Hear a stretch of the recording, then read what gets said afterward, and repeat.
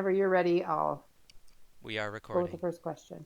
Okay, ready to go? hmm So, Forrest, how long have you been a specialist with Mindshift? I do not remember.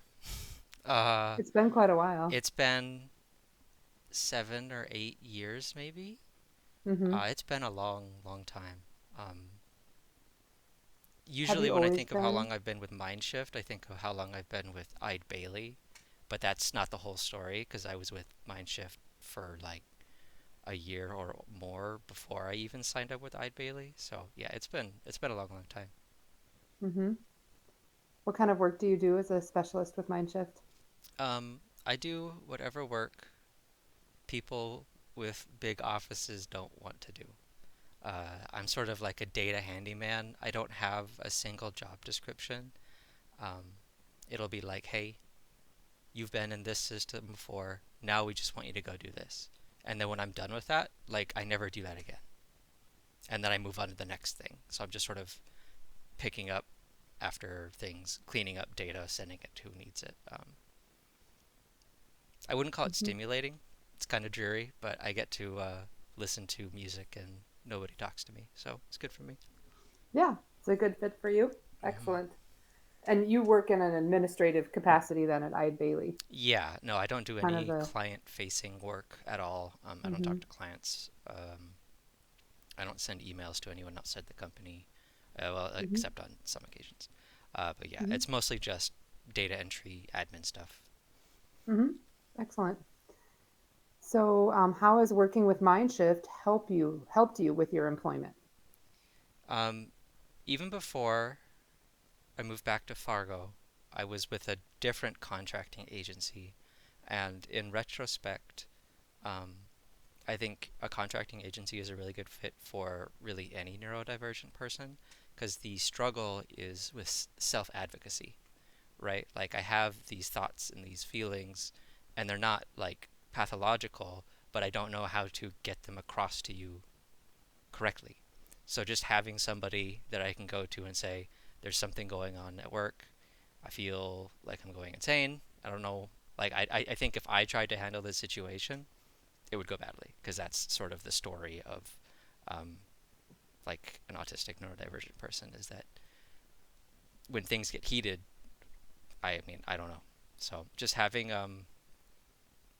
that kind of stability of that safety net uh, removes a lot of that anxiety of just staying employed. Mm-hmm. Excellent. Okay. Um, have you noticed any benefits in life outside of work since you've been working with Mindshift? Um, Having a stable income, I think, is good for everybody's mental health.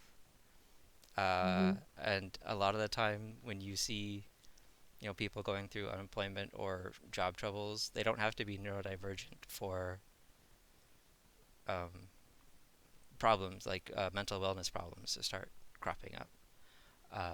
And you get people going to a therapist and like, I'm depressed about this and that. And it's like, you don't need pills, you need stable income, right? Mm-hmm. And so, never mind being neurodivergent, then those problems compound on themselves. And being able to not worry about that sort of opens the door, lays the groundwork for me to do my own self work, like collecting art or uh, learning new cooking recipes or whatever it might be, and just kind of creating a foundation for me to start working on my own mental health, my own physical well being, kind of get everything else out of the way. Yeah. Yeah. Glad to hear that. What advice would you give to others with autism about finding employment? This is uh, this is the self advocacy problem again, and it's a hostile job market out there right now for everybody. Never mind if you're a marginalized person in any capacity, but for somebody autistic, neurodivergent, like things are so cutthroat that you need to find any advantage you can. So, like I said before, finding an advocate, contracting agencies are great for this. Don't be afraid to use nepotism or whatever else you need to do. If your family's got a thing and it works for you, just get in there and try to figure it out. Because like 99% of the time, none of your experience, at least in my life, none of my experience, like from my technical training, applied at all to my work. You get in, they train you how to do what they want you to do, and then you do it.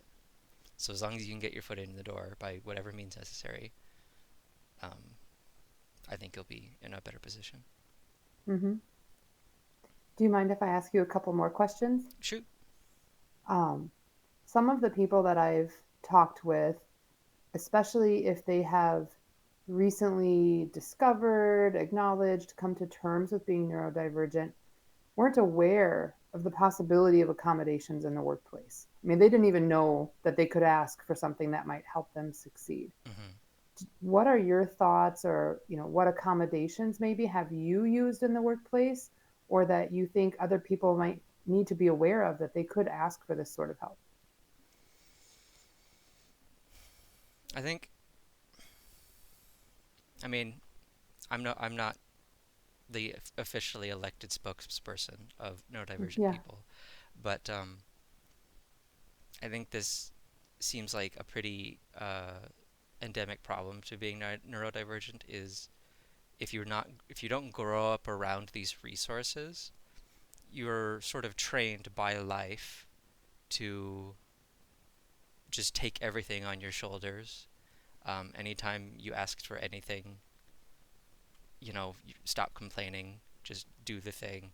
And so you kind of, this is something that I definitely am still working on. So the number one thing is if you're struggling, if you're really unhappy, um, if you're really stressed out, if the rest of your life is starting to fray at the edges because of this knot of incompatibility with your situation, just ask anybody, even if they have Mm-hmm. nothing to do with your job. Just the dialogue of like, I'm feeling these things and I need this kind of help.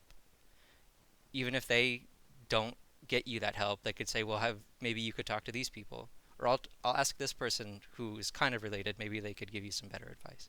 Just Mm-hmm. reach it. You have more friends than you think.